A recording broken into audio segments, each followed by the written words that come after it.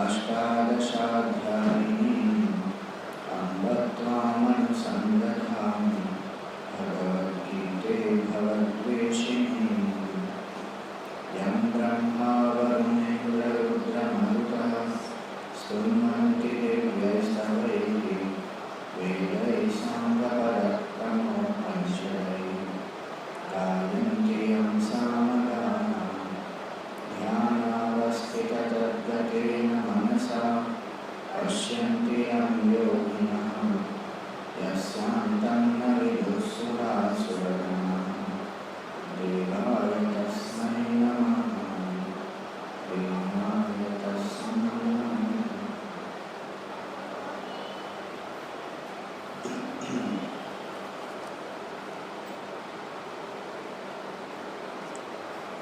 So we have seen the most beautiful part of the second chapter of the Gita, which is about self-knowledge. And we saw one of the very beautiful verses which was given was the 16th verse, which said that the truth never is non-existent and that which is the untruth is never existent. Those who see this fact, the wise people, are those who see both these. And what is that truth in us is that which we call as Sat, or pure existence, which can never get destroyed. Chit, awareness, which will never be affected no matter what happens to our body, mind, intellect. Chit is not affected by it. Like the movie screen is not affected by whatever happens in the movie. And Anand is again our nature, not the happiness or the temporary pleasure of the senses and the mind, but the absolute bliss. So that nature of ours is always there with us. We are not aware of it. Who becomes aware of it becomes immortal, becomes free from the fear of death, becomes free from insecurity, becomes free from any dependence on things for happiness. So it was said specifically about the immortality aspect, because since the war is the context here, so Bhagavan says that Avinashitu tad vidhi, know that to be imperishable, which is pervading this whole universe. And what is that which is imperishable? It is existence. Name and form, they keep changing, they keep perishing. So the water remains indestructible. The form of the wave keeps changing.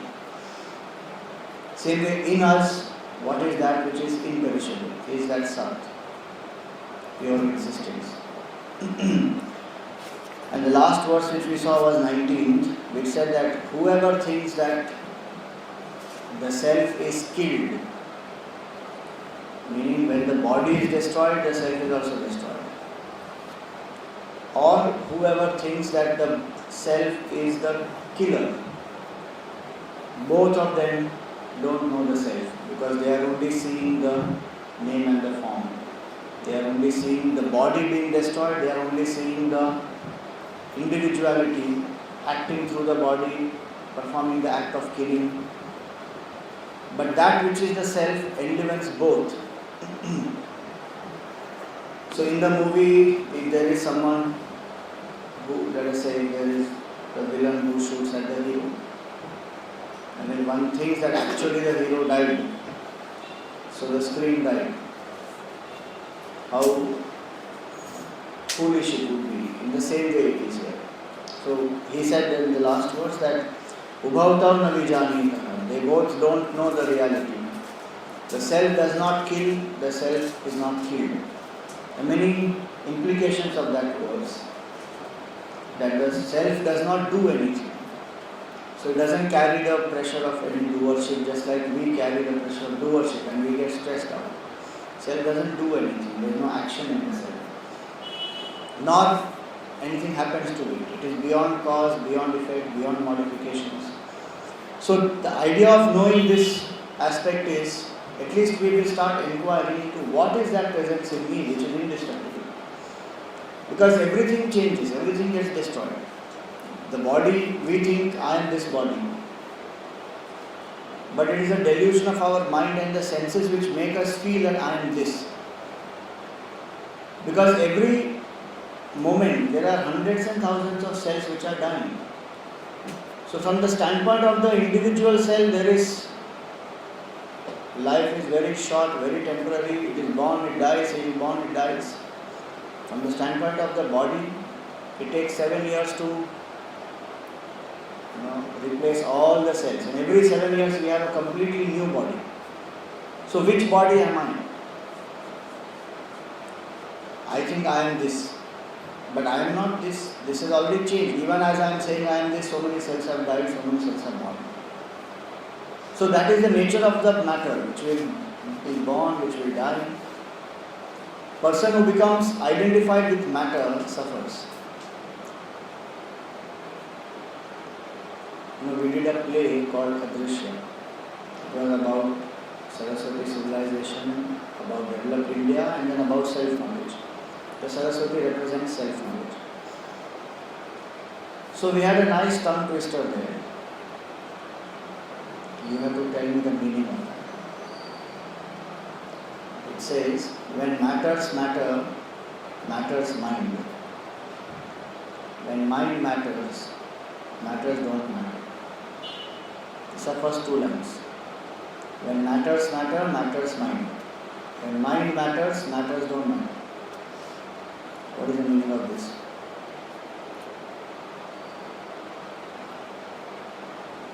How you think matters. Okay. Close to it.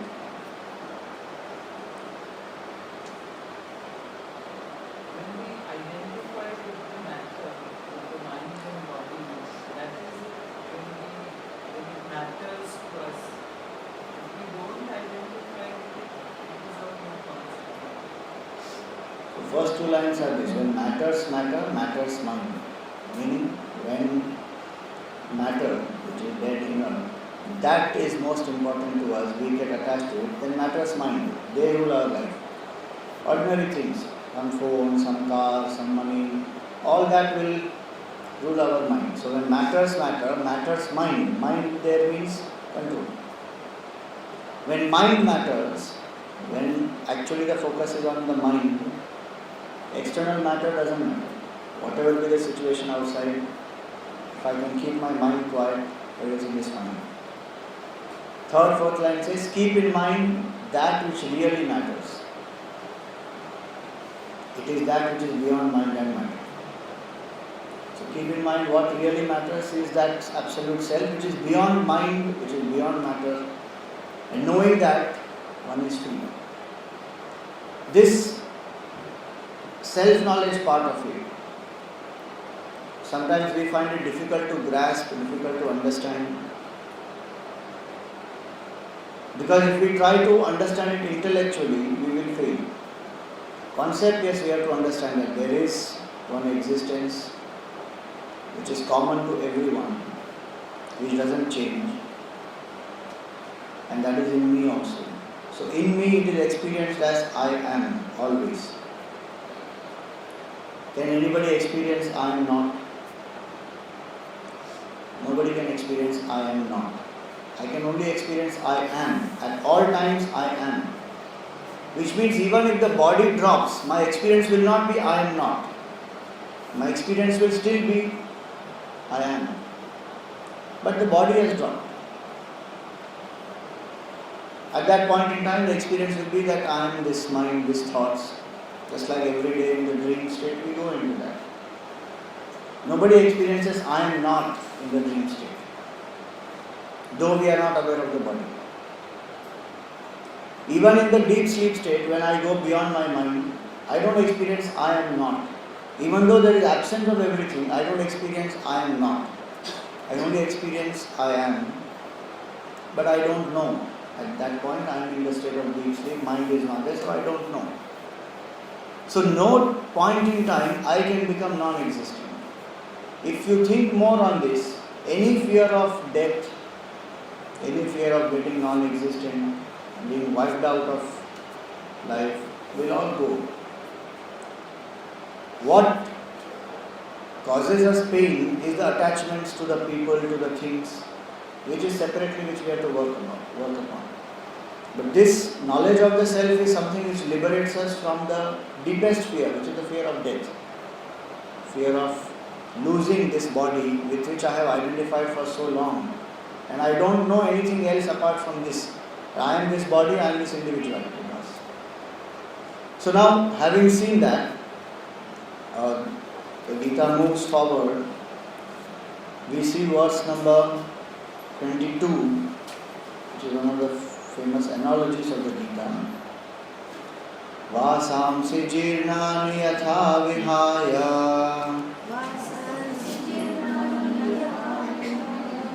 navani grinhati naroparani तथा शरीराणि विहाय जीर्णानि अन्यानि संयाति नवानि देहि.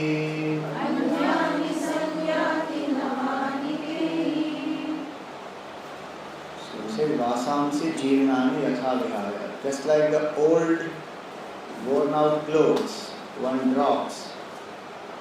Navani grinhati. And one wears new ones. Tatha sharirani vihaya jirnani. In that way, one drops the body. Navani anyani samyati navani dehi. And the indweller takes up new bodies. Just like old clothes are cast away and new clothes are taken up, same way the bodies are dropped and new bodies are taken up by the indweller. Now, important thing to know here is that the indweller decides when to drop the body. It is not God who sits and decides. Each one of us have come here to exhaust a certain amount of karma. Before we are born itself, it is decided that this much will be the lifespan, this much karma will get exhausted and a person drops. Who has decided that? Not God. My own karmas, which are ready to give results, have decided the span of my life. And hence, it is said that the body is dropped. Old body is dropped. The moment we see old, jirnani, jirna here doesn't mean old in age. It means when the karma becomes ripe, when karmas are over, whatever is the age of that individual, the individual will drop that body if the person doesn't need that body anymore. So who decides the dropping is the individual. I have already decided and come here. Today I am not aware of it because I am attached to this body. If I can identify myself with the jiva, the individuality which has entered into this body, then I will know, oh, this is my, this much karma I have come to exhaust. And so, this is a famous analogy to help us to also overcome the fear of death. Like how when we drop the old clothes, there is no pain, there is no sorrow. In fact, there is a joy that, okay, old clothes are gone and now I have new fresh set of clothes.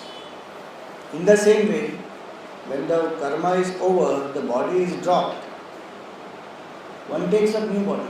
According to whatever karma one has done, one will go into the next body which one requires.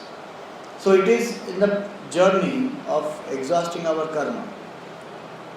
And just like there is no pain, if one has thought about it very clearly, effortlessly one will drop it.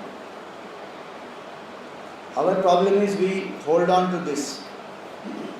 Do we ever hold on to our clothes? How easily we change them? Why do we change them? Because we know that we are not the clothes. Clothes are only a covering. But that same understanding is not there about the body. I think that I am this body alone. And losing this body means losing the existence. My own identity is gone. That's why Vedanta says that we have to know that we are not the body. Just like clothes are different from the person who wears the clothes. Same way the body is a layer. In fact, Vedanta says there are 5 layers. They are called as kosha. Kosha means a covering. So this is the externalmost layer or the outermost layer, which is the body. So this is called Annamaya Kosha, made up of food. Am I just a byproduct of food? If we think about it logically, the food that I am eating, that is not considered as me. And when the waste product comes out, that is also not me. But in between, suddenly that food has become, this bundle of food is me.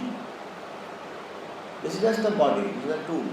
It lives on food, it survives, it is born out of food, survives through food and dies, becomes the food again. I am not that. First layer is the body, second layer is the prana, third layer is the mind, fourth layer is the intellect, fifth layer is the bliss. These 5 layers are there which are as though covering. And identified with these 5 layers, I have forgotten who I am truly. It is like a person who has forgotten that I am different from the clothes that I wear. At any point in time, if clothes are removed, nothing happens to me. In the same way here, the person who understands this very clearly, this analogy, the more one contemplates, that there is no pain. And many people who have had even terminal illness, some of them, when they describe their near-death experience, they tell you that when they were out of the body for some time, they felt so liberated, they felt so good. And once they were pushed back into the body for whatever karmic reasons, again their suffocation, pain, everything started. Recently some book has become more famous now. There is one lady, Anita Murjani, in Hong Kong, I think. She has described her experiences. How she got cured also. So the idea here is that this knowledge is very liberating. And more one thinks on this analogy, that we don't get attached to the clothes at all. How we judge people when our vision is very superficial, when we judge them based on their appearances, based on their clothes, based on the things that they have, based on their status. But they are much deeper than that. In the same way, we judge ourselves based on just this body, which is just the externality. I am not this body. So the meaning of this analogy is this, that one who understands this fact becomes free. The very definition of word sharira means that which will decay. Shiryate iti sharira. So I have to know that it will decay. It is the nature of the body to decay. Am I going to identify with something which is constantly decaying? Every moment it decays. I don't know that because I am not seeing. The process is very slow over a period of time that one becomes old. But actually every moment it is decaying. My senses don't allow me to see that. Food, if it is kept as it is, what will happen? It will get spoiled. Nothing has to be done. By itself it will get spoiled. And the body is the byproduct of that food. It is decaying every moment. But I don't know that. I don't experience that. Just because of the presence of life in me. So the attention has to shift to that life. This verse also answers the question that why is it that some people die when they are young? Because that much karma only they have come to exhaust. It is not necessary that everybody has to die only after becoming old. For a very short time, some of them are born and they drop the body. Even they may be very healthy. There may be nothing wrong with them. They will still drop. Why? Because that much karma only it is there. They drop. So vasamsi jirnani yatha vihaya. In the case of the body, the case of the clothes become old and worn out. Maybe they are torn or maybe they get dirty and we throw them off. In case of the body, what happens? It is not what is Jirna. Jirna does not mean only age-wise the body becomes old. Jirna means the prarabdha is getting exhausted. One is moving closer to that exhaustion. So body will drop. Jirna also means that a person has no enthusiasm left. At whichever age that may be. If there is no more enthusiasm to live, body one will drop. Even medical science will tell you that if the patient has lost the will to live, nobody can save that person. He just drop. But if the patient does not lost the will to live, he is a fighter, keeps on fighting that I am not going to give up, life will go on for whatever time. So it is that the person has lost even the enthusiasm sometimes. Then also the body drops. So that is Vasamsi Jirnani Yatha Vihara. And now comes one more famous one. Nainam Chindanti Shastrani. Nainam Chindanti Shastrani. Nainam Dahati Pavakaha. Nainam Dahati Pavakaha. Nachainam Kledayantyaapaha. Nachainam Tredayantyapaha.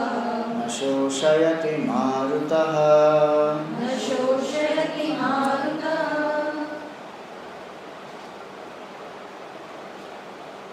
Says that the weapons cannot cleave it. Nainam Chindanti Shastrani. Nainam Dahati Pavakaha. The fire cannot burn it.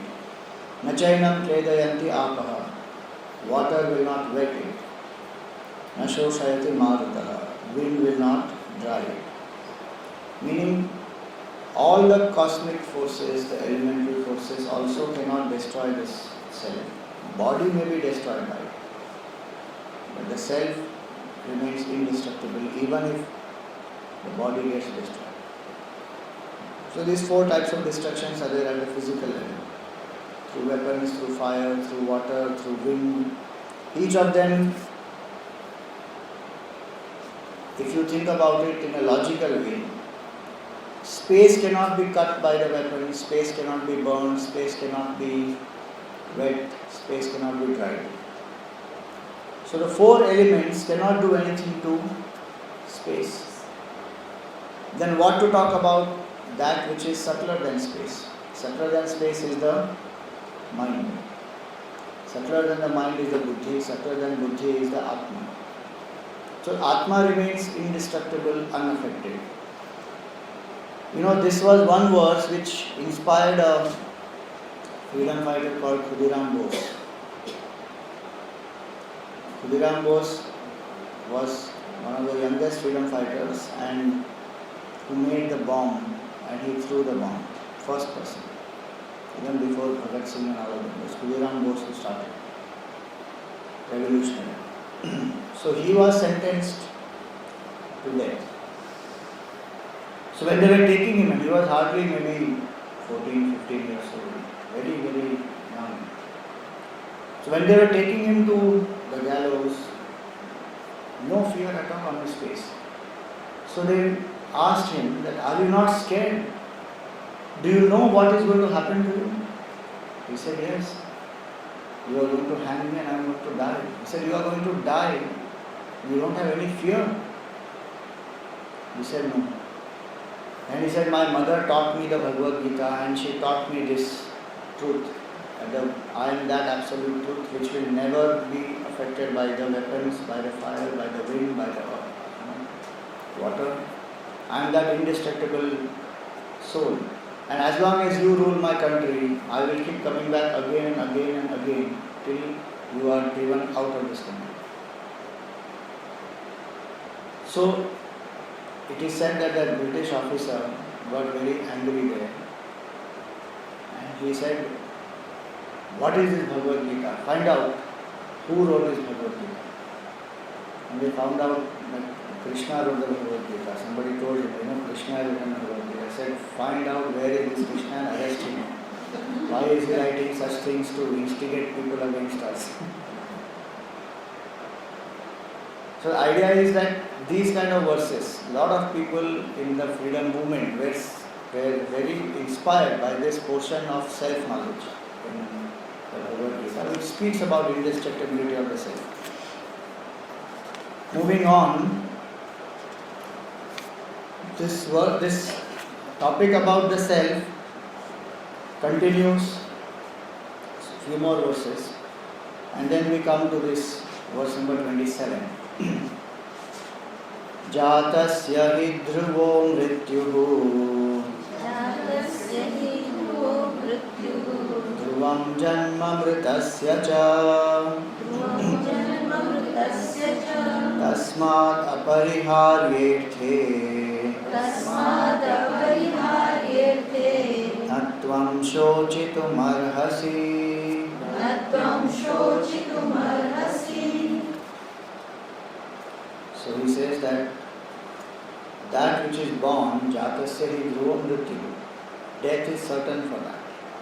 And that which dies, dhruvam janma mritasya cha, will be born.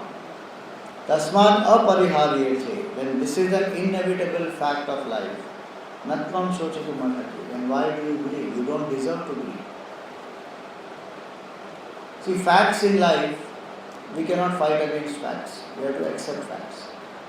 And the faster we learn to accept the facts and we are able to come to terms with them, more peaceful will be our life. A law of gravity is a fact. Can we fight? Cannot fight. We know that this is the law. And so according to the law, then one works. Then there is no conflict. There is no struggle. Same way, birth and death. That which is born has to die, that which will die will be born. This is a fact of life. So Bhagavan tells Arjuna that when this is a fact of life, why are you grieving? Why are you feeling so desperate and miserable? Because if you think that you will kill Bhishma and Drona and they will get annihilated and they will cease to exist, that is not going to happen. And if you think that your killing, your act of fighting, if you stop, they will not die. That is also a myth.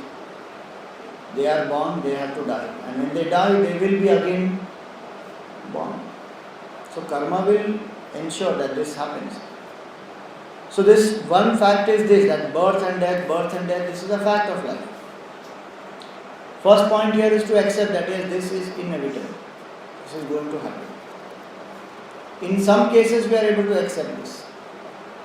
When somebody is suffering a lot, has become old, very incapable, and one passes on, one feels, chalo, at least the person has been freed from the pain and suffering. There one is able to accept that before the person drops also mentally one has accepted that the end is near.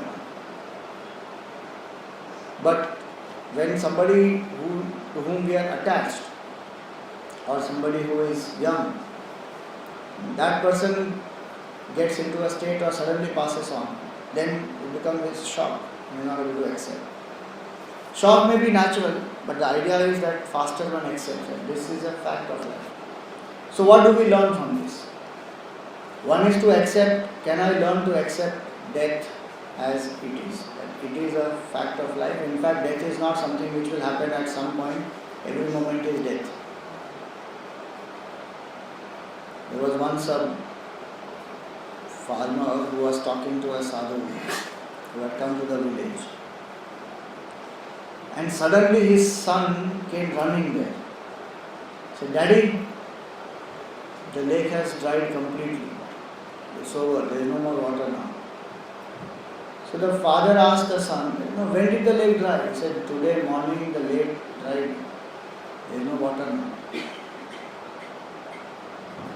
So when the sadhu heard that, he said, my dear, the lake only finished drying today morning. It was drying constantly. Every minute it was drying. Don't think that it got dried totally today morning. Every minute there is death which is happening. So one is to learn to accept that fact that death is inevitable. Second is to understand this, that how long will we go on? Birth and death, this will go on, this cycle. That which is born will die, that which will die will be born. So Kabir Das ji says, Maro maro to sab kahe, marna na jane koi. Ek baar aisa maro, वापस मरना ना हो. Everybody talks of death, but nobody knows how to die. You die in such a way that you don't have to die again.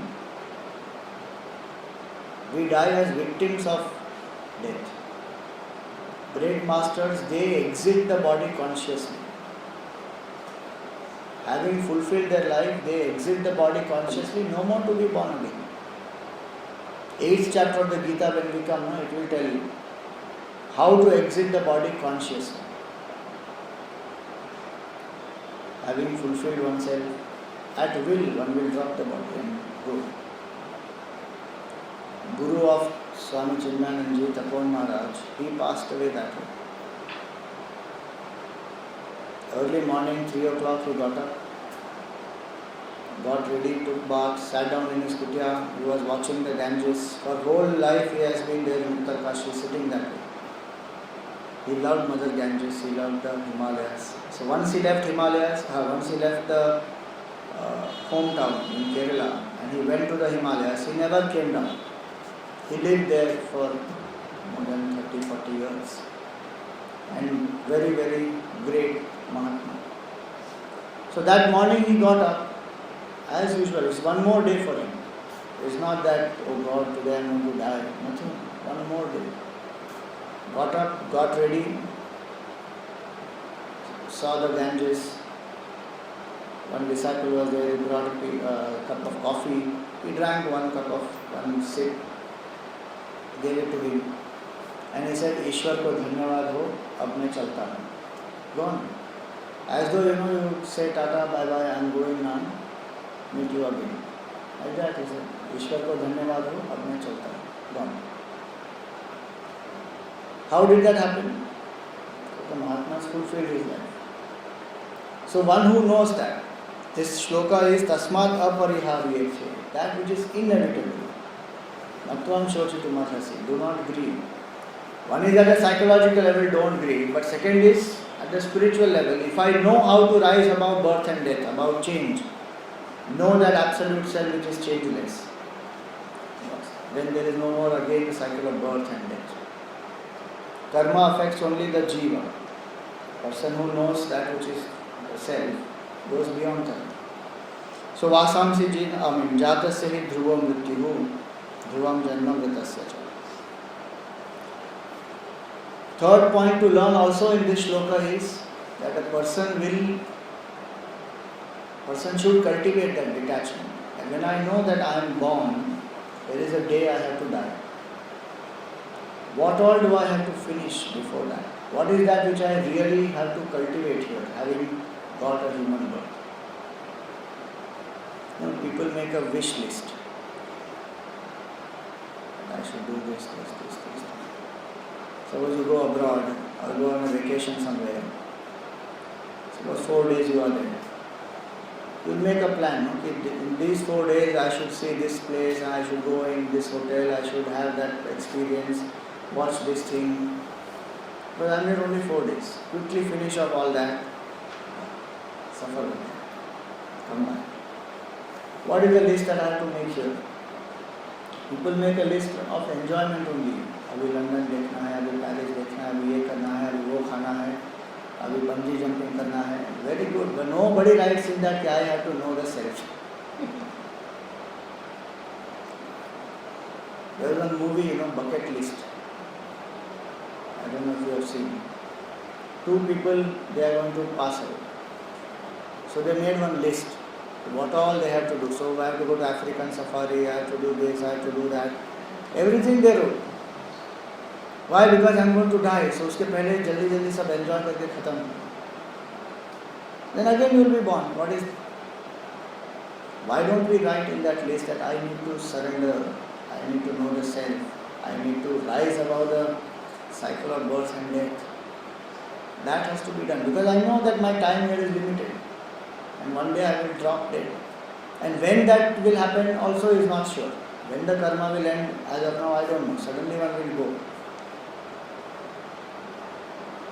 That movie Life of Pi, if you saw, one of the lessons in that is that there is no time for goodbye. Life doesn't give you time to say goodbye and then go. You just go.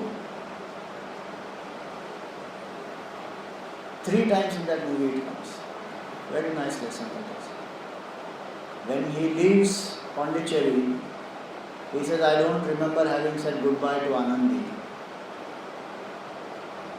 Second time, the storm when it comes, his parents, there's no time to say goodbye. Parents are gone, dead. And third time, the tiger doesn't say goodbye, he just goes. And his heart is broken, oh my God. Unceremoniously he went. Did not say goodbye. Just went. So life will be like that. There is no time to say goodbye. So what is that which I have to do really when I have come here? The Upanishads say that having got a human birth, strive to know this absolute self. Some time in the day at least I must have where I am able to tune up to that self, or I am trying to surrender to the Lord. That is the Gita in practice. Otherwise these verses will look only theoretical. If I understand deeply that yes, death is inevitable, how many times we think about death? Hardly. The biggest delusion in this world is that. Yudhishthira says that what is the biggest wonder, not delusion, biggest wonder is this, that every day people are dying, and yet those who are alive here, they believe that they are not going to die. So we live like that. We live as though we are not going to die, and we die as though we have never lived on. So why live in that sense of incompleteness? When I know this fact that this is going to happen one day.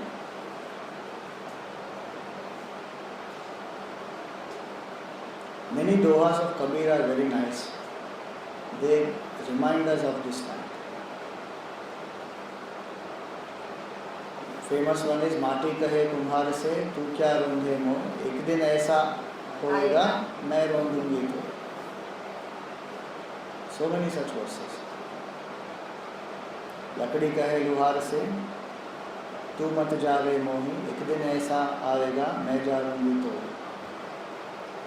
It goes on that way. So more I think about death, that is inevitable. My life comes into perspective. What is the real priority? What do I have to actually finish? The main things I should finish off first. This is one tendency of the human mind, is to get stuck with the smaller things of life and miss out the most important things. In our daily life also we do like that. There will be 20 things which will be small, clean the drawer, post a mail, reply to somebody, answer a call. You try to finish all those. The main thing which is there, postpone. He says, put the priority properly. And let us see that how we can live our life without grief, fulfilling our life as we move on. So now, these verses speak about the self, and he ends this portion of self-knowledge with a very nice verse which is again inspired by the Kathopanishad, which speaks about wonder. 29th verse.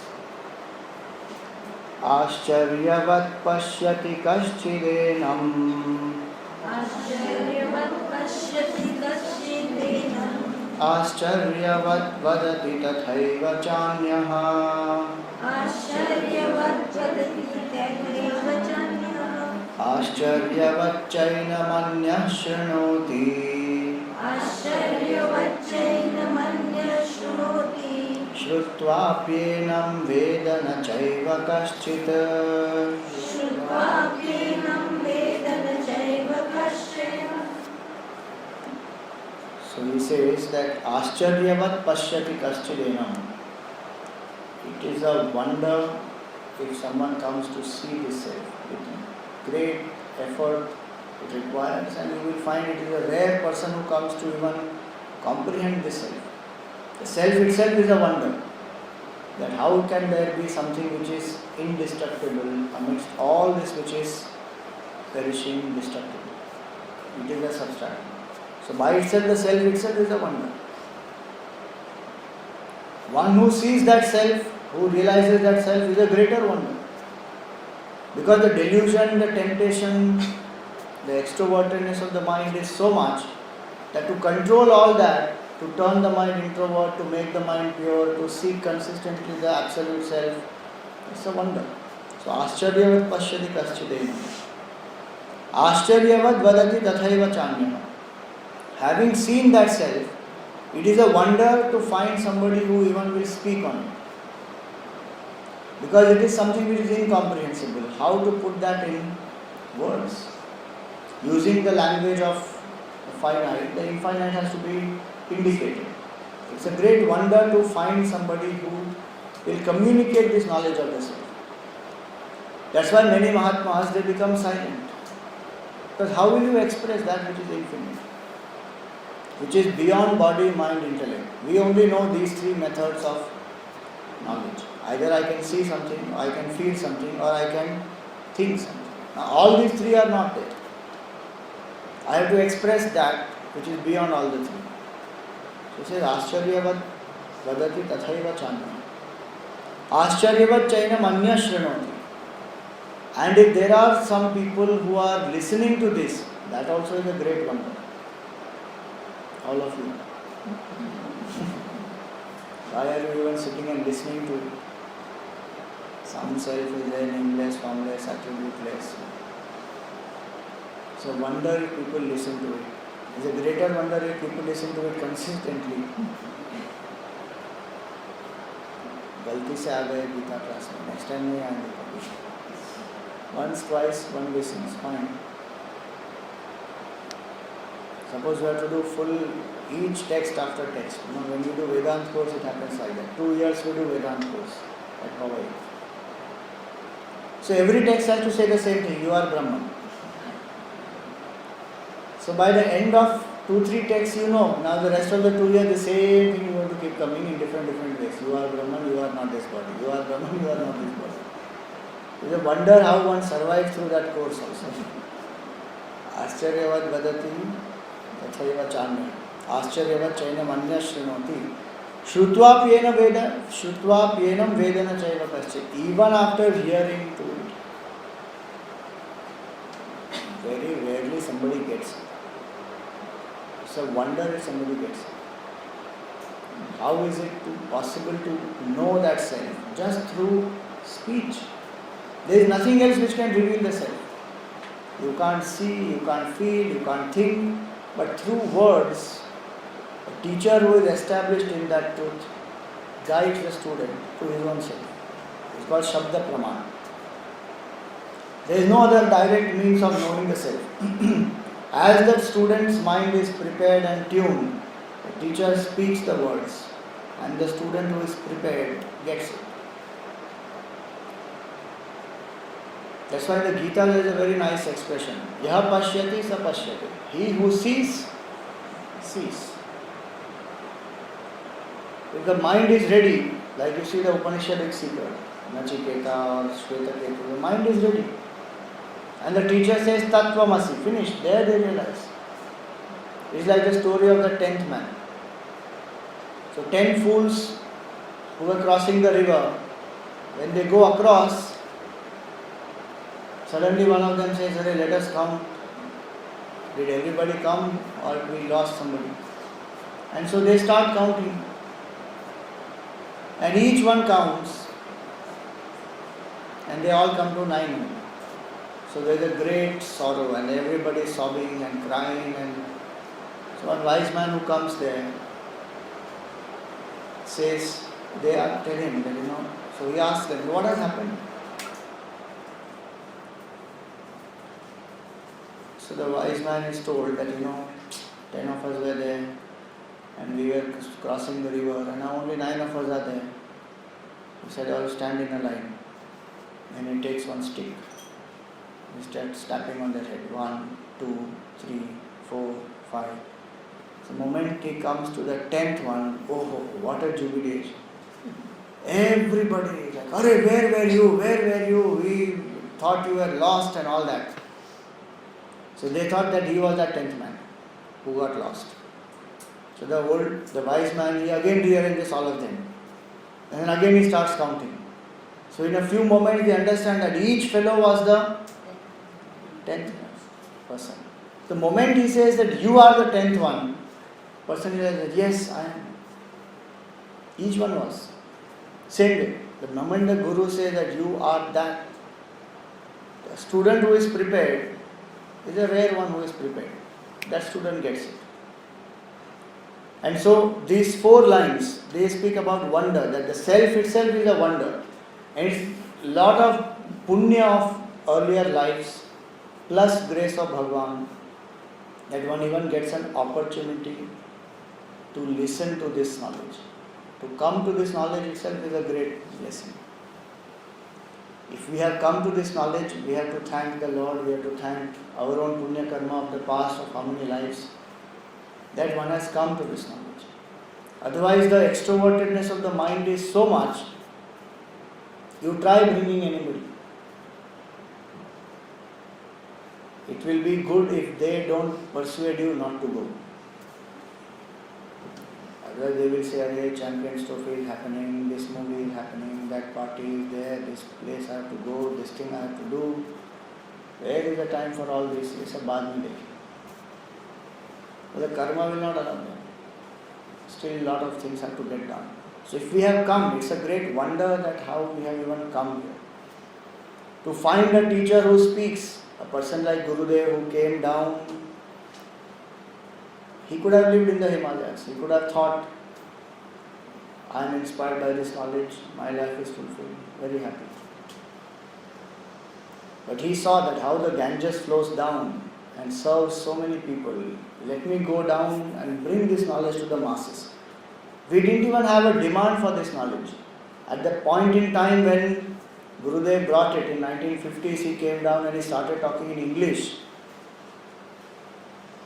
Hindu culture had gone to that level where the scriptures were only kept in the puja room. The Geeta was literally kept in the puja room and people used to do the arati. They never opened it and read what is written in that. Few pandits and few people used to just have the monopoly of reading it and even maybe explaining it to some people if they wanted. And that also in Sanskrit language. How many will understand? So he brought it in the English language. He came down and he put so many efforts to make it available to us in a way we can digest.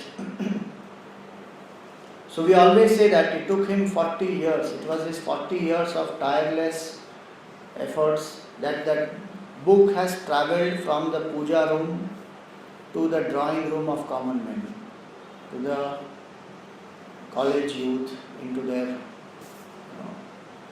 college classrooms, into the corporate boardrooms. He was the first one to do all this. So it is great blessing that even we find such a master who has known the truth, who comes down, who can explain. So the self is a wonder. A person who speaks on the self, who has known the self and who speaks on the self is a wonder. Well, many are there who may have known the self, but they don't speak, they become quiet. Person who listens to it is a wonder. To continuously pursue that path. And then having pursued that path, the person who reaches there also is a wonder. So it's a matter of great blessing and one should never take this for granted. Especially when one has that spark which has been kindled in one's mind, in one's heart. One should nurture and nourish that spark. Because otherwise what happens, one thinks that okay, now I have studied, now I know this also. Abhi bahut kar liya. One takes it very easy. After everything else is over, then I will come to this class now. This class means Vedanta. After everything else is over, I will sit and do my japa. If I have time, I will give it to God. Thoda bahut. Not like that. It's a matter of great blessing. One has to cherish that and then build on that. So this portion ends here.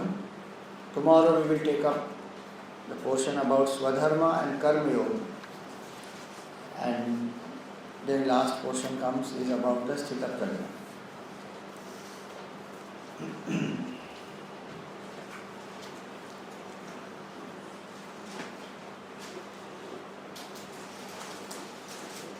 Om Asato Ma Satgamaya Tamso Ma Jyotirgamaya Mrityo Ma